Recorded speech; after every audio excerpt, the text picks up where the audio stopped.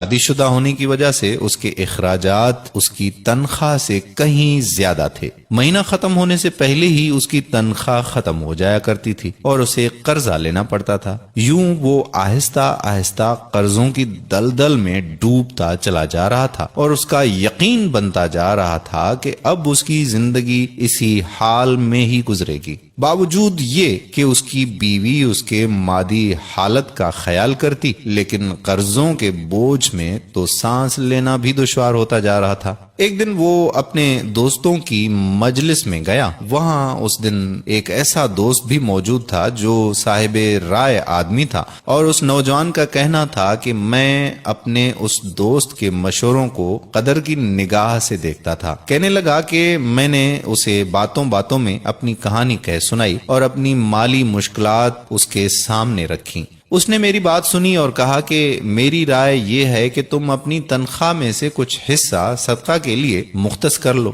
اس سعودی نوجوان نے حیرت سے کہا کہ جناب، مجھے تو گھر کے خرچے پورے کرنے کے لیے قرضے لینے پڑتے ہیں اور آپ صدقہ نکالنے کا کہہ رہے ہیں۔ خیر، میں نے گھر آ کر اپنی بیوی کو ساری بات بتائی تو بیوی کہنے لگی کہ تجربہ کرنے میں بھلا کیا حرج ہے، ہو سکتا ہے کہ اللہ تعالی تم پر رزق کے دروازے کھول دے۔ کہتا ہے کہ میں نے ماہانہ 4000 ریال میں سے 30 ریال صدقے کے لیے مختص کرنے کا ارادہ کیا اور مہینے کے آخر میں اسے ادا کرنا شروع کر دیا۔ سبحان اللہ، قسم کھا کر کہتا ہوں کہ میری تو حالت ہی بدل گئی۔ کہاں میں ہر وقت مالی ٹینشنوں میں اور سوچوں میں رہتا تھا، اور کہاں اب میری زندگی گویا پھول ہو گئی ہو جیسے، ہلکی پھلکی، آسان۔ قرضوں کے باوجود میں خود کو آزاد محسوس کرتا تھا۔ ایک ایسا ذہنی سکون تھا کہ میں بیان نہیں کر سکتا۔ پھر چند ماہ بعد میں نے اپنی زندگی کو سیٹ کرنا شروع کر دیا،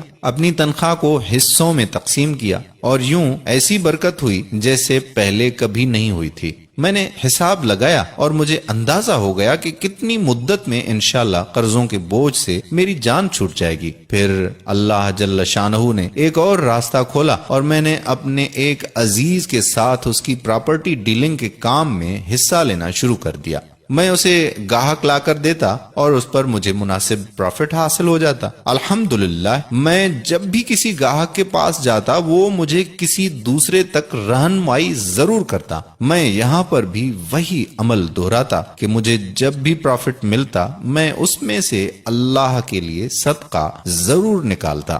وہ کہتا ہے کہ اللہ کی قسم، صدقہ کیا ہے کوئی نہیں جانتا سوائے اس کے کہ جس نے اسے آزمایا ہو۔ صدقہ کرو اور صبر سے چلو، اللہ کے فضل و کرم سے خیر و برکتیں اپنی آنکھوں سے دیکھو گے۔ تو میرے پیارے بھائیوں اور محترم بہنوں، صدقے کی بہت زیادہ اہمیت ہے۔ جتنا ہو سکے زیادہ سے زیادہ صدقہ کریں۔ ایک صدقہ تو آپ ابھی اس وقت نکال سکتے ہیں، اور وہ صدقہ یہ ہے کہ آپ اس ویڈیو کو زیادہ سے زیادہ شیئر کریں تاکہ لوگوں کو صدقہ کرنے کی توفیق ہو، اور جو بھی صدقہ کرے گا اس کا ثواب آپ کو بھی ملے گا اور ہمیں بھی ملے گا۔ جب آپ کسی مسلمان کو تنخواہ میں سے صدقے کے لیے رقم مختص کرنے کا کہیں گے اور وہ اس پر عمل کرے گا تو آپ کو بھی اتنا ہی اجر ملے گا جتنا صدقہ کرنے والے کو ملے گا، اور صدقہ دینے والے کے اجر میں کوئی بھی کمی واقع نہیں ہوگی۔ سوچئے، آپ اس دنیا سے چلے جائیں گے اور آپ کے سبب آپ کے پیچھے کوئی صدقہ کر رہا ہوگا۔